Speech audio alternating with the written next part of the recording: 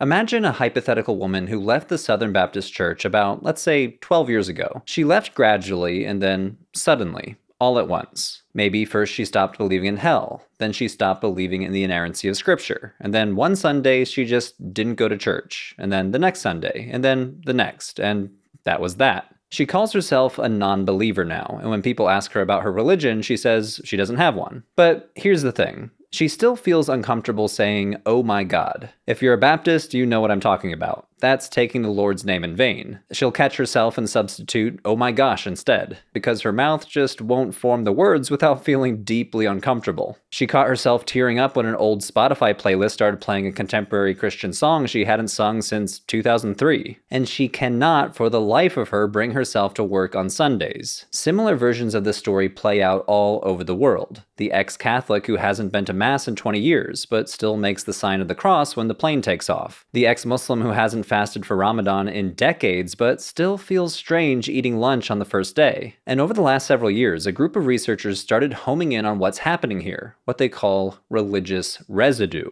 the persistence of religious cognitions, emotions, and behaviors after religious deconversion. Okay, let's back up. If you look at the global religious landscape right now, over 1 billion people say they don't identify with any religion at all. Researchers often call them the nones, spelled N-O-N-E-S, those who check the none box on a survey asking, "What is your religion?" Though of course there's a wide variety of non-religious identities with a huge diversity of backgrounds. Some of these people were raised without any religion. Their parents weren't religious, and for them, not being religious is just how they've always been. But a lot of these folks have left a religious community. They were raised in deeply religious households. They believed and practiced for a significant chunk of their lives. And then at some point, for some reason, they stopped. On the sociological survey, both of these people, the never religious and the formerly religious, might check the exact same box.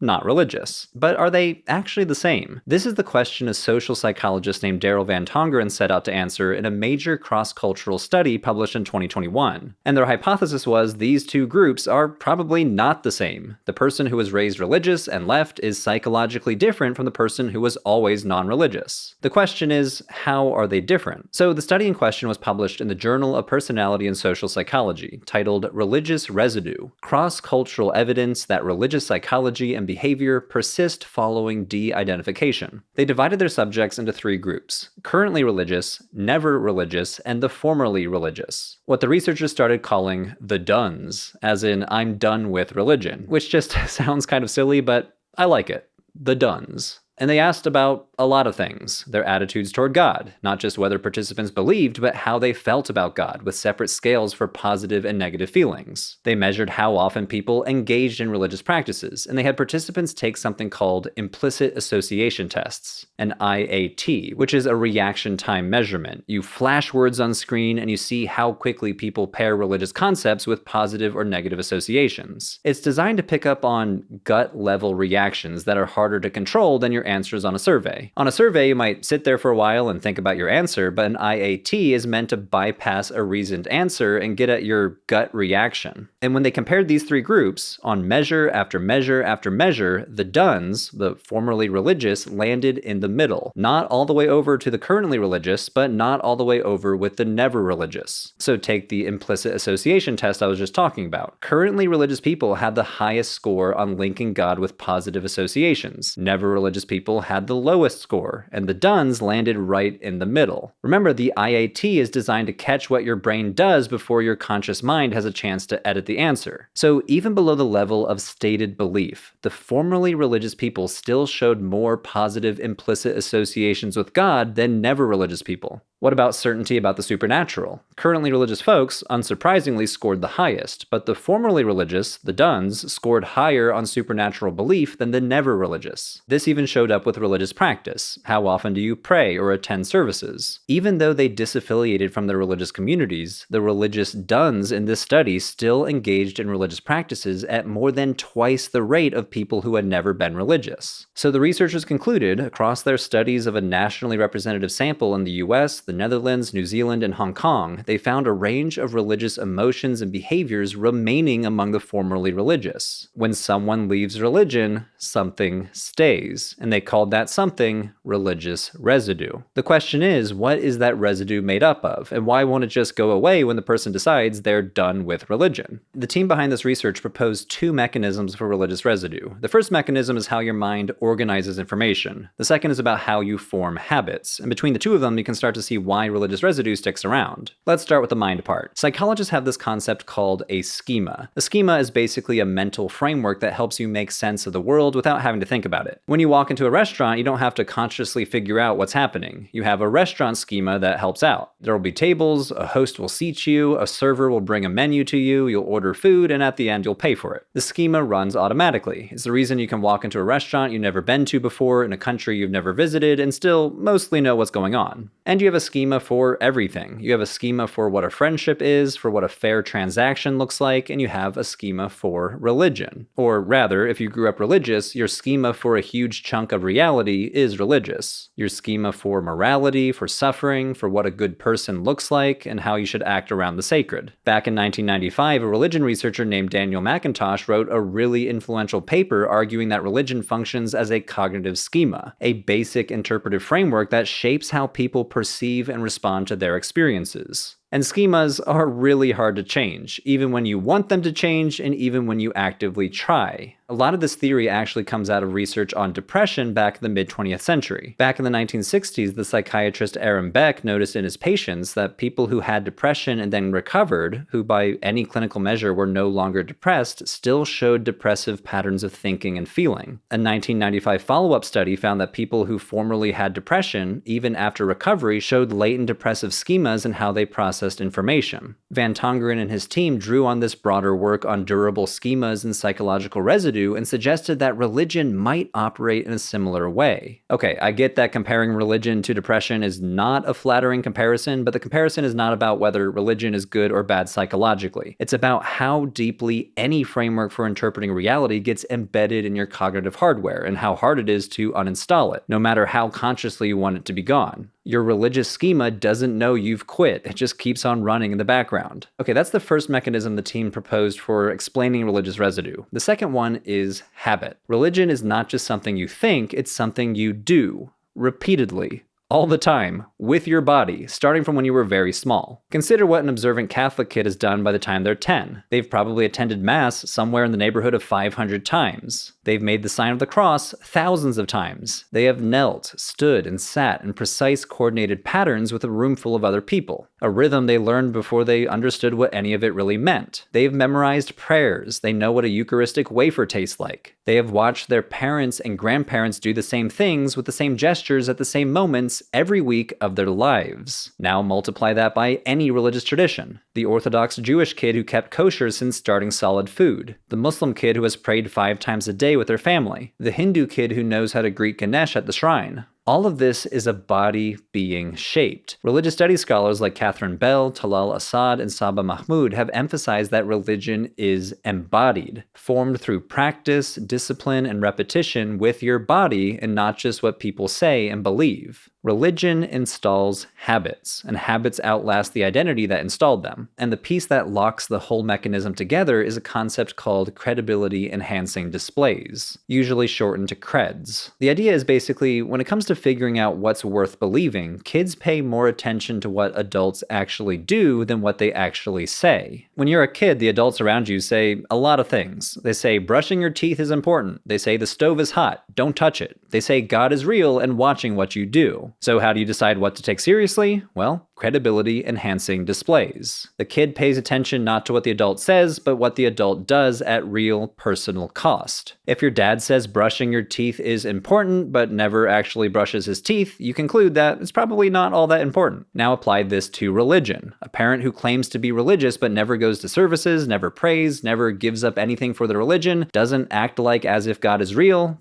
that's just talk. A kid's brain detects the inconsistency and downweights the whole message. But a parent who tithes 10% of their income, or who fasts for Ramadan in front of their family, or who builds a sukkah in the backyard every fall for Sukkot and eats every meal in it for a week, parents who sacrifice time and money and convenience for their religion, that's costly. That's credible. That gets installed deeply. Scholars of non-religion Jonathan Landman and Michael Burmester built on this in a 2017 paper. They developed a scale to measure how often kids witness their caregivers engaging in costly religious behaviors, acting as religious role models, making sacrifices for their faith, and being visibly moved by religious experiences. And they found that exposure to these displays in childhood predicted religious belief and practice in adulthood much more strongly than just being told about religion. And when Van Tongeren and his team measured creds in this study of Duns versus never religious, they found what you'd expect. The formerly religious people scored much higher than the never religious people on childhood exposure to creds. Obviously, because they were raised religious, but that's not the point. The interesting finding was inside the Dun population itself. Not all formerly religious people had the same level of childhood exposure. Some grew up with intensely religious parents, some with casually religious ones. And when the researchers looked at where the residue was strongest, the Duns who carried the most residue were the ones whose parents had done the most creds when they were kids. You can imagine a world where religious residue was driven by doctrinal instruction or church attendance or formal religious education, but the creds theory says no. The deepest, stickiest parts of religion are not the doctrines you learned in Sunday school. They're the things you watched your mom or dad enact over and over at a real cost since you were 5 years old. So bringing this all together, Van Tongeren and his team point to at least 3 layers of religion. It lives in the conscious mind as stated beliefs and identity. It lives in cognitive schemas,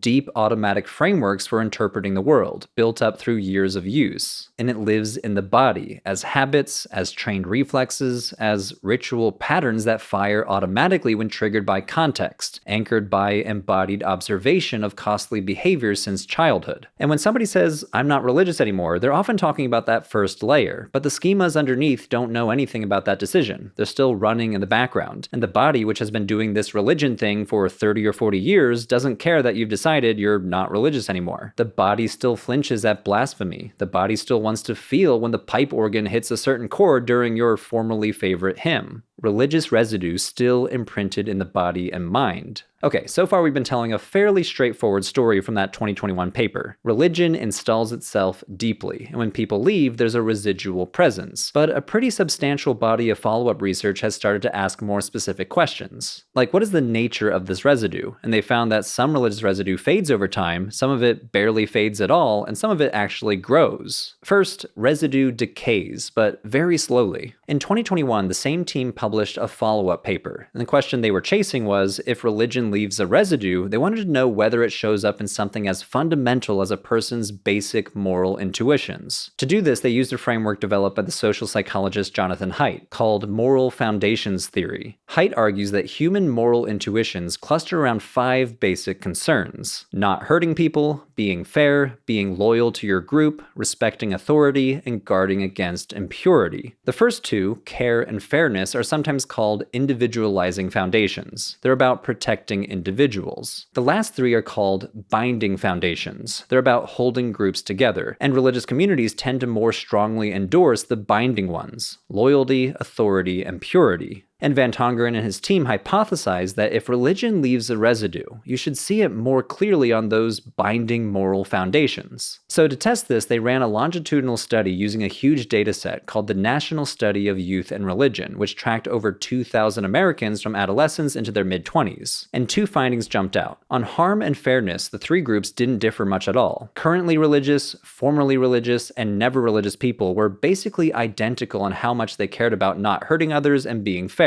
But on the binding foundations, loyalty, authority, and purity, the 3 groups looked very different. Currently religious people scored highest. Never religious people scored lowest, and the Duns landed somewhere between them. But because the researchers had tracked these people for over a decade, they could sort the Duns by when they left religion. Some had been out for nearly 10 years by the time the study ended. Others had just left a few years ago. And when they compared these groups, they found that people who had left religion most recently still scored a lot like currently religious people on authority and purity. People who had left earliest scored much closer to the never religious. In other words, the longer someone had been out, the more the religious residue of their moral intuitions had disappeared, which they called religious residual decay. In another study using a huge longitudinal dataset, the sociologist Philip Schwadel found that religious residue lives on partly in your values. He based his study on a framework identifying 10 basic human values that show up across culture. Values like security, tradition, conformity, benevolence, pleasure, power, and he grouped them into two big clusters. One cluster is about conservation, keeping the social order intact, like honoring tradition or conforming to group norms. The other cluster is about self-transcendence and openness,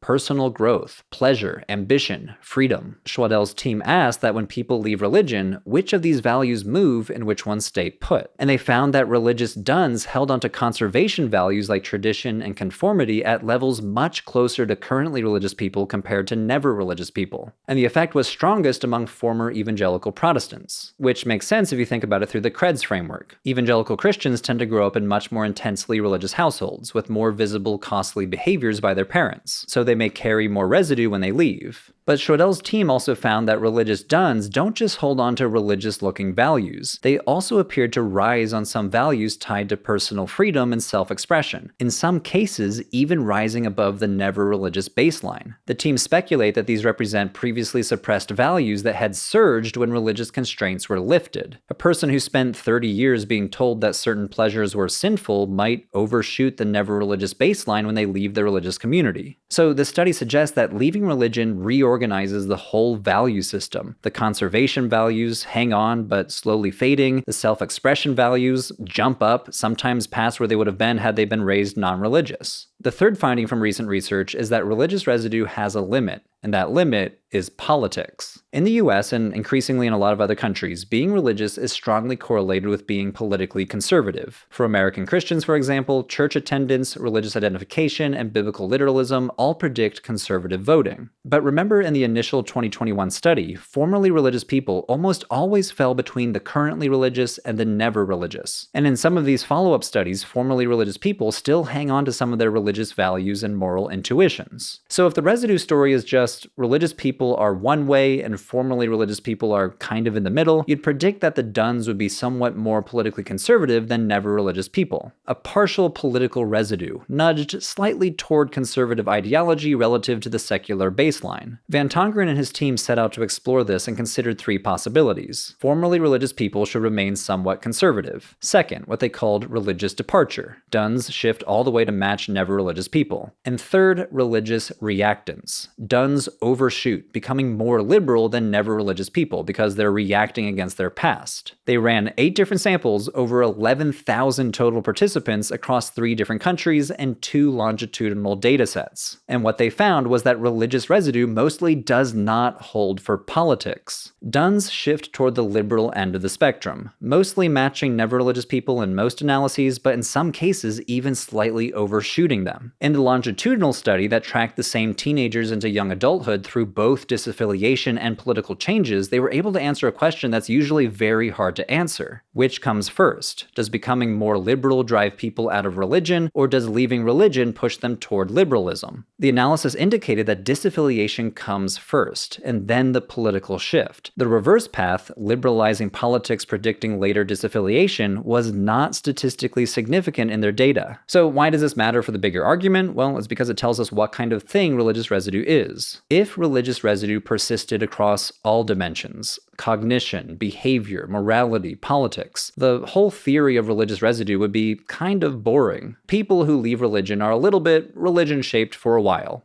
Okay, sure, kind of interesting, but not exactly mind-blowing. But religious residue is not uniform. It's patterned. It shows up in some places and not in others. It shows up in some types of moral intuitions, but not in politics. Which brings us to one last finding, because so far everything we've talked about has been kind of clinical. Survey responses, statistical patterns, but there's one piece of the research that points to what happens emotionally when someone leaves a religion. In the original 2021 study, the team found something they had not predicted. Formerly religious people and currently religious people reported higher negative attitudes toward God than never religious people. Now, this might sound like it contradicts what I said earlier. The same study found using that implicit reaction time test, both currently and formerly religious people showed warmer, gut-level associations with God. Now I'm telling you that they also feel more negatively about God. So which is it?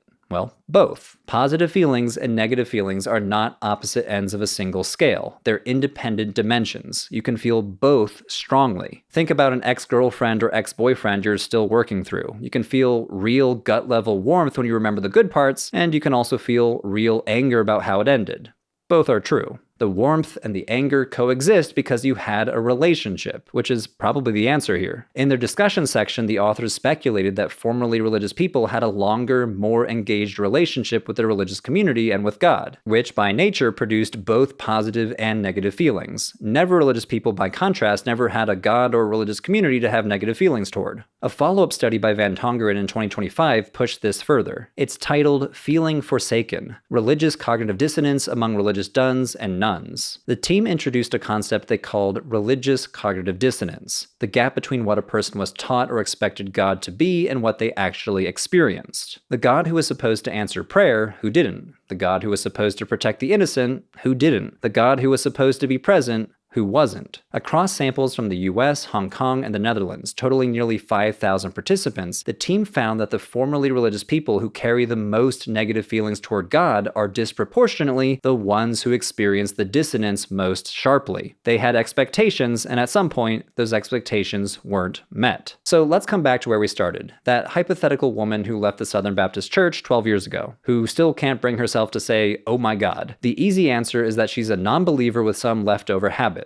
But that's too simplistic. What religious residue research shows is what religion was doing in this woman's life all along. Religion is embedded deeply. Mental schemas she'd used for decades, the bodily habits she used before she understood them, the moral intuitions her church trained into her, and the emotional relationship with God and her community. None of this vanished when she disaffiliated. Religion is a deep cognitive and embodied architecture that can persist for years. Traces of yourself that persist whether you want them to or not. But religious residue is one thing. The residue I'm not comfortable with is the digital kind. According to the Identity Theft Resource Center, the number of data breaches worldwide jumped 211% from 2023 to 2024. Your name, your address, your phone number, or political affiliation, all of it scattered across data broker databases, online directories, and even random court record aggregators you've never heard of. That's where Incogni comes in. Most of us have no idea how much of ourselves is just sitting out there online, being bought and sold as raw material for scams and identity theft. But Incogni tracks down where your personal information is exposed online and removes it for you on your behalf from hundreds of data brokers and people search sites. And because your data has a way of popping up again, Incogni keeps sending repeated removal requests so it stays gone. I've been using Incogni since 2022, and they've successfully removed my data 717 times. Though one of their most powerful tools is custom removals. Try Googling your name or address, and it's shocking to find how many sites have your personal information. With custom removals, you just copy the link, paste it into your Incogni dashboard, and one of their privacy specialists takes it from there. And you can submit an unlimited number of these. So between the automated removals and the custom ones, you're covering basically the entire surface area of where your data lives online. So take back your personal data with Incogni. Use my code RFBIncogni at the link below and get 60% off an annual plan, or go to incogni.com/RFBIncogni.